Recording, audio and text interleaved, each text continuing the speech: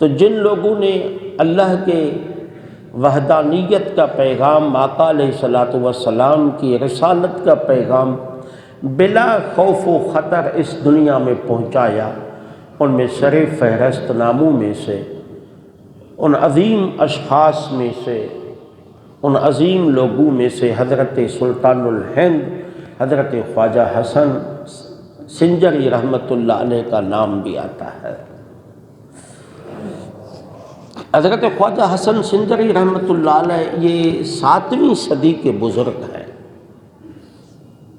14 رجب المرجب 537 میں پیدا ہوئے، یعنی 6ٹھی صدی میں،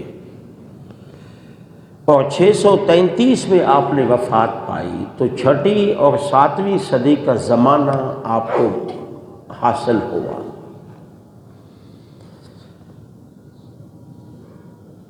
سیستان یا سجستان یہ ایران کا ایک علاقہ ہے، اس کا ایک چھوٹا سا گاؤں ہے سنجر، اس عموماً سنجری لوگ کہتے ہیں۔ تو جو میں نے پڑھا ہے، جو میں نے سمجھا ہے، یہ لفظ سنجر نہیں ہے، یہ سنجر ہے، سین پہ زیر آئے گا۔ تو سنجر کے گاؤں میں پیدا ہوئے تو سنجری کہلائے۔ نام آپ کا حسن رکھا گیا، آپ کریم الطرفین تھے، دونوں طرف سے سید تھے۔ باپ کی طرف سے حضرت امام حسین رضی اللہ تعالی عنہ کا آپ کا شجرہ نسب ملتا ہے، اور والدہ کی طرف سے امام حسن رضی اللہ تعالی عنہ تک آپ کا شجرہ نسب جاتا ہے، اور یہ دونوں صاحبزادے ہیں سیدہ فاطمۃ الزہرا رضی اللہ تعالی عنہا کے۔ میں یہاں مولا علی کا نام اس لیے نہیں لے رہا کہ مولا علی کی تمام اولاد سید نہیں کہلائی،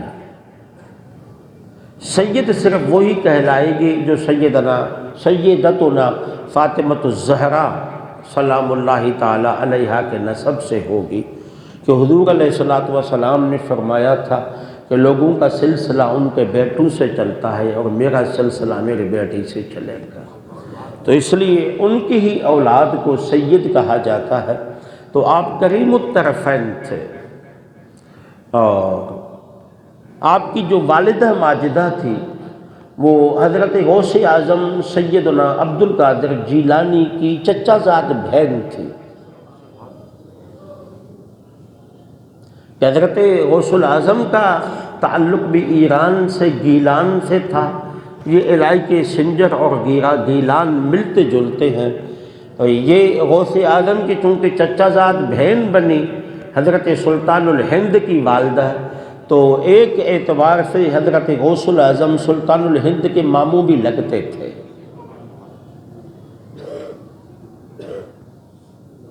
لیکن دین کا یہ درد تھا، ایک آ کے ہندوستان میں آباد ہو گیا، ایک بغداد چلا گیا۔ یہ نبی کے پیغام پہنچانے کا فکر تھا، یہ قرآن کی تعلیم عام کرنے کا فکر تھا، اور ایمان اور تقویٰ کے کس درجے پہ حضرت سلطان الہند فائز تھے، کس اعلیٰ مقام پہ آپ فائز تھے۔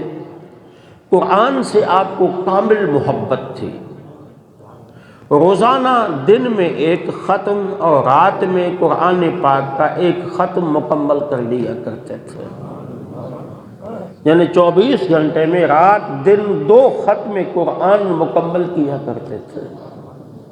تو چشتی سلسلہ صرف قوالی کا نام نہیں،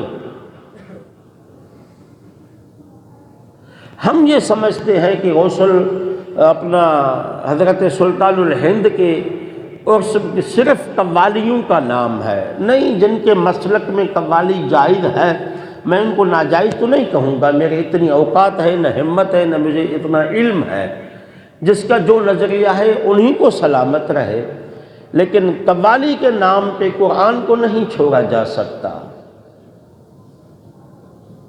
جو دن میں ہمیں تو صرف یہ یاد ہے کہ حضرت سلطان الہند سنتے تھے، کلام قوالی سنتے تھے، ہمیں یہ بھی یاد ہے، لیکن ہمیں یہ یاد ہے کہ پڑھتے کیا تھے۔ تو اس لیے قرآن پاک سے شغف اتنا تھا۔ اور پھر آپ فرمایا کرتے تھے لوگوں، اچھا وہ قرآن زیادہ تر کھول کے دیکھ کر پڑھا کرتے تھے، تو لوگوں نے کہا آپ تو حافظ قرآن ہیں، زیادہ تر قرآن دیکھ کر پڑھتے ہیں۔ کہتے ہیں قرآن کو پڑھنے کا اپنا ثواب ہے اور قرآن کو دیکھنے کا اپنا ثواب ہے۔ النظر الى المصحف عبادت، فرمایا قرآن کو صرف دیکھنا بھی عبادت ہے، اس لیے دیکھ کر پڑھتا ہوں۔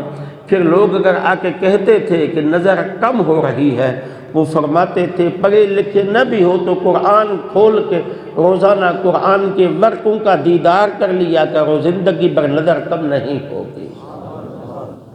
اور لوگوں کو وظیفہ بتایا کرتے تھے کہ آپ کی آنکھ کبھی نہیں دکھے گی، آپ کو کبھی درد نہیں ہوگا، قرآن کی تلاوت کیا کرو، دیکھ کیا کرو۔